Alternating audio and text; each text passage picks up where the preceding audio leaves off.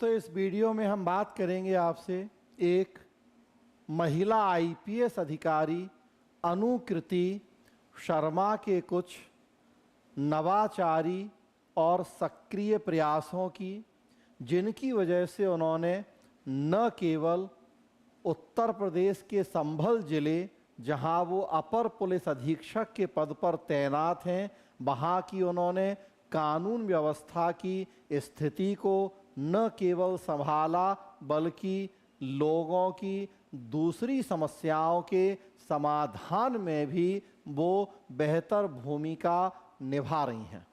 तो एक आईपीएस अधिकारी के बेहतरीन प्रयासों की कहानी है आज के इस वीडियो में।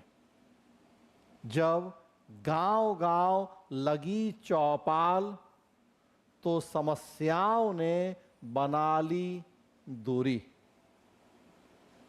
आईपीएस अधिकारी अनुकृति शर्मा ने पुलिस माई फ्रेंड के नाम से अभियान शुरू किया, और जब पुलिस लोगों की दोस्त बनेगी तो स्वाभाविक सी बात है कानून व्यवस्था की स्थिति को संभालना भी आसान होगा।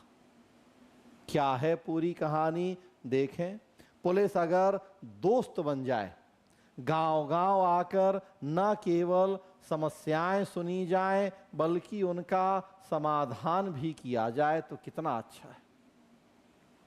बच्चे स्कूल में ही कानून के बारे में जानकारी पाकर जागरूक हो जाएं तो शायद ही विवादों के लिए कोई जगह बचे।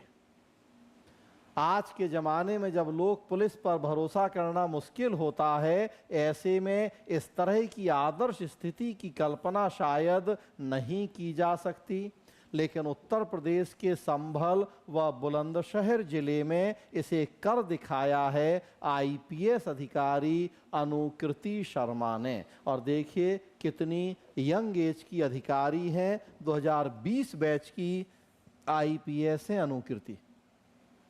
2020 बैच की आईपीएस मतलब एकदम अभी युवा और एकदम नई आईपीएस अधिकारी, लेकिन करने की इच्छा है, कुछ दिमाग में क्रिएटिव आइडियाज़ हैं। तो हमेशा उम्र ही सब कुछ नहीं होती है, अगर करने की इच्छा हो और बेहतर आइडिया हो दिमाग में तो 2020 बैच की अधिकारी अनुकृति की संभल जिले में अपर पुलिस अधीक्षक के रूप में दूसरी तैनाती है। इससे पहले वह बुलंदशहर में सहायक पुलिस अधीक्षक रही हैं। इस दौरान उन्होंने आम जन को न्याय दिलाने और उनकी समस्याओं के निष्पादन के लिए कई नवाचार किए। अनुकृति ने अपने नवाचार के दम पर दोनों जिलों में बहुत कुछ बदला है। पुलिस माई फ्रेंड अभियान के तहत उन्होंने बुलंदशहर में जन चौपाल लगानी शुरू की। पुलिस माई फ्रेंड जन चौपाल लगानी शुरू की, गांव-गांव जाकर चौपाल लगाई, जिसमें पुलिस से जुड़े मामले तो अपने स्तर से निस्तारित किए ही गए, अन्य विभागों की समस्याओं को भी संबंधित अधिकारियों को अवगत कराया गया। तो जैसा मैंने शुरू में कहा कि कानून व्यवस्था की स्थिति तो सुधरी ही, लेकिन जब जन चौपाल लगी, लोगों ने अपनी दूसरी समस्याएं भी बताईं। समस्याएं जिस विभाग से संबंधित थीं वहां भेजा गया तो उन समस्याओं के समाधान में भी मदद मिली अनुकृति के प्रयासों की वजह से। यही वजह है कि उनके कार्यालय में भी लोग अन्य विभागों की समस्याएं लेकर पहुंचते हैं। चौपाल में ग्रामीणों से सीधा संवाद होने की वजह से लोग अपराध के बारे में उनको सीधे सूचना देने लगे। इस वजह से अपराधों के राजफाश में पुलिस को काफ़ी मदद मिल रही है। वह बताती हैं कि बुलंदशहर में त्रिलोकी गैंग को लोगों की मदद से ही पकड़ा गया। बुलंदशहर में ही चौपाल के दौरान बुजुर्ग नूरजहां के घर में बिजली कनेक्शन ना होने की बात सामने आई। और अधिकारियों से बात कर उनकी समस्या का समाधान करवा दिया, कई बच्चों को स्कूल में जाकर प्रवेश भी दिलाया। तो अब वैसे आप देखें, एक आईपीएस अधिकारी का काम बिजली का कनेक्शन करवाना नहीं है, बच्चों के स्कूल में नाम लिखवाना नहीं है, लेकिन अगर ऐसा हो जाए तो इसमें बुराई भी नहीं है।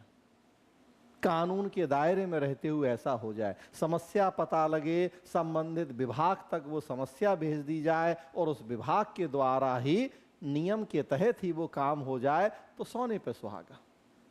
वही हो रहा है कि कानून व्यवस्था की समस्याएं तो यहीं सुलझ जाती हैं चूंकि पुलिस, लेकिन जब दूसरी समस्याएं भी पता लगती हैं उनका भी समाधान हर संभव मदद के माध्यम से करवा दिया जाता है।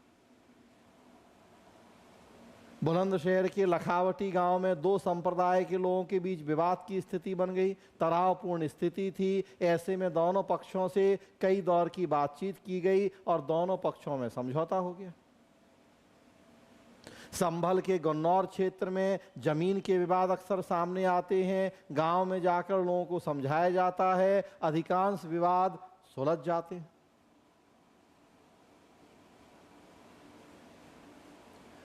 क्या कहती हैं खुद अनुकृति शर्मा, सुनिए। कानून व्यवस्था का पालन कराने के लिए जन सहयोग आवश्यक है, हर पीड़ित थाने तक नहीं आता है।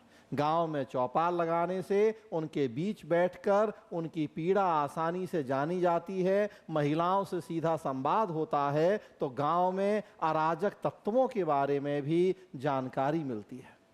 वैसे भी समाज के प्रति हमारी जिम्मेदारी है। मेरा प्रयास है कि वर्दी में हम उन लोगों की एक कड़क पुलिस अधिकारी की छवि ना रहे। समाज हमें भी अपने बीच का ही हिस्सा समझे। जब हम जनता का दिल जीत पाएंगे तो अपराध स्वतः ही समाप्त हो जाएंगे।